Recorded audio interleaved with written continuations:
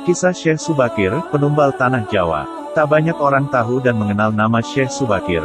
Padahal Syekh Subakir adalah salah seorang ulama wali songo periode pertama yang dikirim khalifah dari Kesultanan Turki Utsmaniyah Sultan Muhammad pertama untuk menyebarkan agama Islam di wilayah Nusantara. Sebelumnya like dan share, jangan lupa subscribe channel kami dan tekan tombol notifikasi biar mendapatkan video terbaru dari kami. Syekh Subakir konon adalah seorang ulama besar yang telah menumbal tanah Jawa dari pengaruh negatif makhluk halus saat awal penyebaran ajaran Islam di Nusantara. Kisahnya dimulai saat Sultan Muhammad pertama bermimpi mendapat wangsit untuk menyebarkan dakwah Islam ke tanah Jawa. Adapun mubaliknya diharuskan berjumlah 9 orang. Jika ada yang pulang atau wafat maka akan digantikan oleh ulama lain asal tetap berjumlah 9. Sehingga dikumpulkanlah beberapa ulama terkemuka dari seluruh dunia Islam waktu itu. Para ulama yang dikumpulkan tersebut mempunyai keahlian masing-masing. Ada yang ahli tata negara, berdakwah, pengobatan, tumbal atau ruqyah, dan lain-lain. Lalu dikirimlah beberapa ulama ke Nusantara atau tanah Jawa. Namun sudah beberapa kali utusan dari Kesultanan Turki Utsmaniyah yang datang ke tanah Jawa untuk menyebarkan agama Islam tapi pada umumnya mengalami kegagalan. Penyebabnya masyarakat Jawa saat itu sangat memegang teguh kepercayaannya. Sehingga para ulama yang dikirim mendapatkan halangan karena meskipun berkembang tetapi ajaran agama Islam hanya dalam lingkungan yang kecil, tidak bisa berkembang secara luas. Selain itu konon, Pulau Jawa saat itu masih merupakan hutan belantara angker yang dipenuhi makhluk halus dan jin-jin jahat. Lalu diutuslah Syekh Subakir, ulama asal Persia yang ahli dalam meruqyah, ekologi, meteorologi dan geofisika ke tanah Jawa.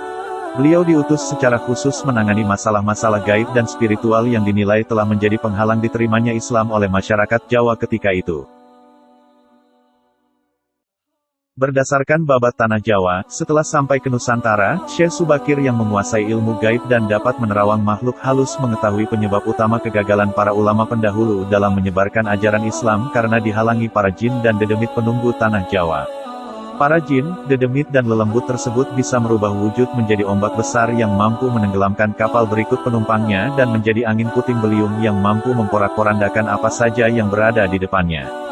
Selain itu para jin kafir dan bangsa lelembut tersebut juga bisa berubah wujud menjadi hewan buas yang mencelakakan para ulama pendahulu tersebut.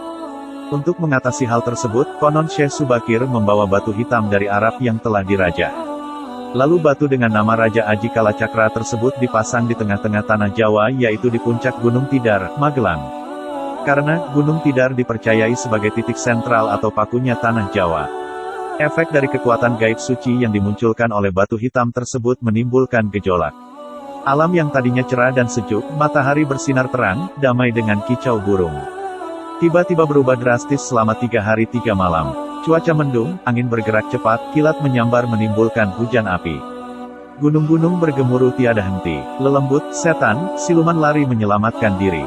Jin, peri, banaspati, kuntilanak, jailangkung, semua hanyut dalam air karena tak kuat menahan panasnya pancaran batu hitam tersebut. Makhluk halus yang masih hidup pun mengungsi ke lautan. Sebagian jin yang lain ada yang mati akibat hawa panas dari tumbal yang dipasang Syekh Subakir tersebut. Melihat hal itu, konon Sabda Palon, raja bangsa jin yang telah 9.000 tahun bersemayam di puncak Gunung Tidar terusik dan keluar mencari penyebab timbulnya hawa panas bagi bangsa jin dan lelembut. Sabda Palon lalu berhadapan dengan Syekh Subakir. Sabda Palon lalu menanyakan maksud pemasangan batu hitam tersebut.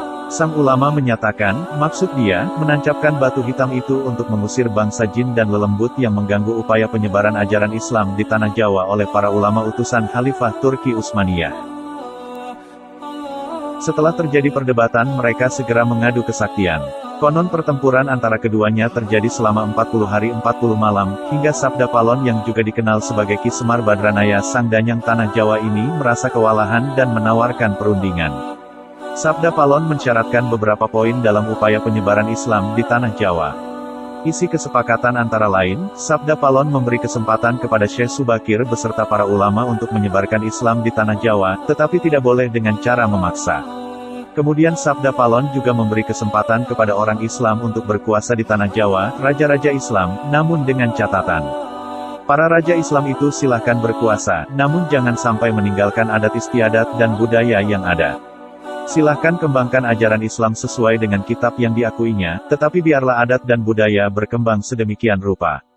Syarat-syarat itu pun akhirnya disetujui Syekh Subakir. Selain di puncak Gunung Tidar, Syekh Subakir juga membersihkan beberapa tempat angker di tanah Jawa yang dikuasai para raja jin dan makhluk halus lainnya.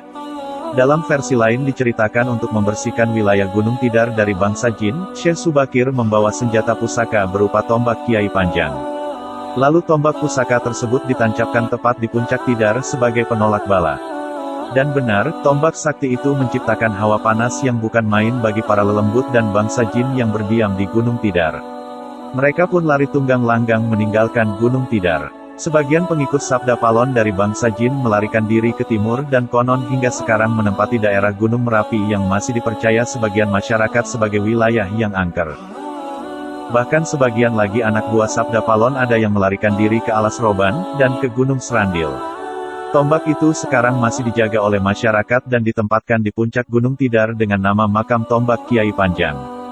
Dengan adanya tombak sakti itu, maka amanlah Gunung Tidar dari kekuasaan para jin dan makhluk halus karena keberhasilannya menumbal tanah Jawa lalu penyebaran Islam oleh Wali Songo periode pertama menjadi lancar. Nama Syekh Subakir lalu menjadi sangat terkenal dan dikagumi di kalangan para pendekar, penganut ilmu gaib dan kanuragan, bangsawan serta masyarakat di tanah Jawa ketika itu. Sehingga mereka terkesan mendewakan sang ulama asal Persia tersebut. Akhirnya, untuk melepaskan kefanatikan masyarakat terhadap Syekh Subakir dan untuk menjaga akidah umat Islam, maka pada tahun 1462 Masehi, Syekh Subakir pulang ke Persia, Iran. Ini dimaksudkan agar kefanatikan tersebut runtuh, dan masyarakat kembali kepada tauhid yang benar. Selain itu tugas utama Syekh Subakir untuk membersihkan tanah Jawa dari pengaruh negatif makhluk halus telah selesai. Selanjutnya setelah Syekh Subakir wafat posisinya digantikan oleh Wali Songo lainnya yaitu Sunan Kalijaga. Wallahualam bishawab.